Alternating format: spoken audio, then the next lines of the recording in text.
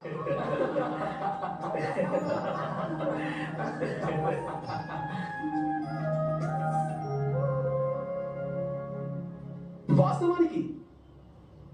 యావత్ ఆర్యావర్తము ఆయనకు రుణపడి ఉంది. సమాజంలోని సమస్త దుఃఖాలను ఆయన హరించాడు. చూడ్డానికి అతను భోగి, కానీ అతను యోగి.